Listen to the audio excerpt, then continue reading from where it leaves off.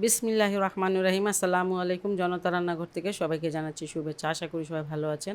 আজকে যে রেসিপিটি করব সেটা হচ্ছে মিষ্টি কুমড়া ভর্তা করব। এমনভাবে করব যারা মিষ্টি কুমড়া পছন্দ করেন না তারাও খেতে পছন্দ করবেন। যাই হোক, এখানে আমি নিয়েছি প্রায় আধা কেজির মতন হবে মিষ্টি কুমড়া। সেগুলো এভাবে কেটে একটু লবণ, হলুদ, মরিচ, ধনিয়া অল্প অল্প চিমটি চিমটি নিয়ে তারপর এটাকে মেখে নিয়েছি। আর এখন এটাকে ভেজে নেব ভর্তার জন্য। ঝাল নিজের মতো করে দিবেন। এখানে আমি কয়েকটা কাঁচা মরিচ আর শুকনো মরিচ দিয়ে দিলাম।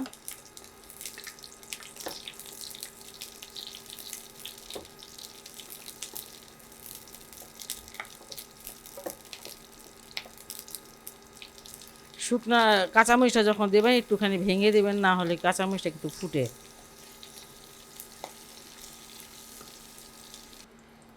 মরিচগুলো ভাজা হয়ে গেছে আর এটা আমি এখন উঠিয়ে নেব।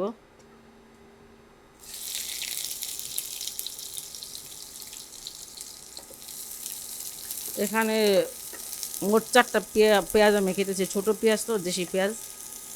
এখানে অর্ধেকের বেশি দিয়ে দিলাম, এটা ভেজে নেব।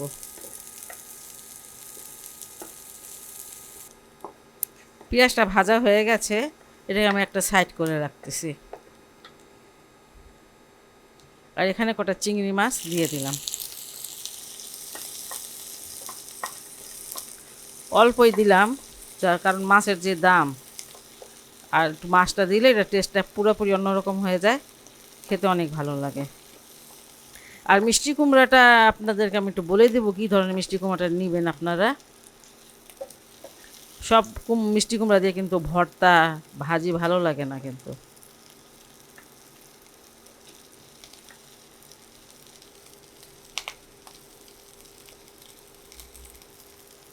পেঁয়াজটাও উঠিয়ে নিচ্ছি আর চিংড়ি মাছটাও উঠিয়ে নিলাম।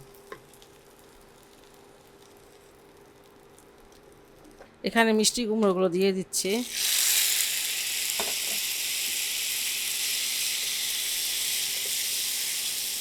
মাখানোর পরে সামান্য একটু পানি ছিল, পানিটা সহকারে দিয়ে দিলাম।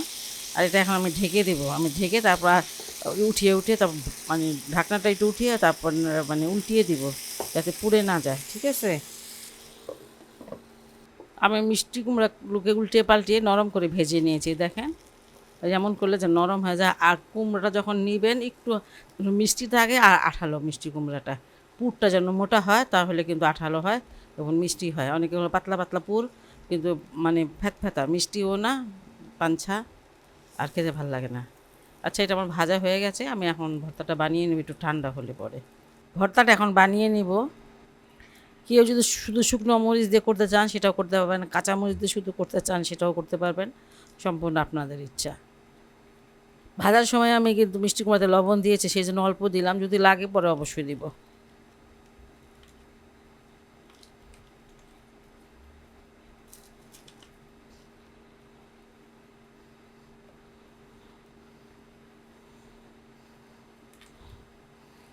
চিংড়ি মাছগুলোকে একটু ভেঙে নেই। চিংড়ি মাছটা দিলে এটা ফ্লেভারটা পুরোপুরি চেঞ্জ। আমরা তো বাঙালি, একটু মাছ খেতে বেশি পছন্দ করি। চিংড়ি মাছ এত বেশি ভাজবেন না যাতে মাছটা শক্ত হয়ে যায়। মাছটা দেখেন শক্ত না, নরম।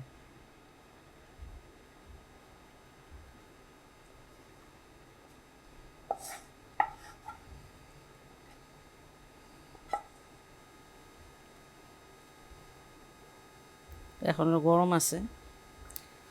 মিষ্টি কুমড়োগুলো মুছে নিলাম, পেঁয়াজ আর চিংড়ি মাছটা দিয়ে দিচ্ছি, সরি মরিচ আর চিংড়ি মাছটা দিয়ে দিলাম, পেঁয়াজটা দিয়ে দিচ্ছি। সরষের তেল দিব না, কারণ সরষের তেল দিয়ে সব ভেজেছি তো, অনেক বেশ ভালো তেলই আছে এখানে, আর তেল দেওয়া লাগবে না। তারপরে যদি কেউ একটু দিতে চান, কাঁচা তেলে যদি স্মেলটা ভালো লাগে, অবশ্যই ভালো লাগে, তাহলে একটু দিয়ে নিতে পারেন, কিন্তু তেল এখানে যথেষ্ট আছে। একটু ধনিয়া পাতা নাই, রাত করে ধনিয়া পাতা আনা সম্ভব না। আর যে পেঁয়াজ কিছুটা কাঁচা এইভাবে রেখে দিয়েছিলাম সেটা দিয়ে দিব, কারণ এটা মানে কাঁচা কাঁচা একটু কামড় লাগবে, ভালো লাগবে। আর যদি কেউ না খেতে চান কাঁচা পেঁয়াজটা, অবশ্যই স্কিপ করতে পারে। ধনে পাতাটা আর একটু দিবেন, কারণ বাসা ছিল না সেই জন্য কম দিলাম। যাই হোক, মিষ্টি কুমড়া 12 মাস পাওয়া যায় আমাদের দেশে, আলহামদুলিল্লাহ। আর ধনিয়া পাতা তো এখন 12 মাসই পাই আমরা, কখনো এটা চিন্তাও করতে পারিনি শীতের দিন ছাড়া, যাক এটাও আলহামদুলিল্লাহ। এটা বাসা অবশ্যই অবশ্যই ট্রাই করবেন, আর যদি ভালো লাগে তাহলে চ্যানেলকে লাইক কমেন্ট সাবস্ক্রাইব করেন। ভালো থাকেন, সুস্থ থাকেন, নিরাপদে থাকেন, এই দোয়া করি। আল্লাহ হাফেজ।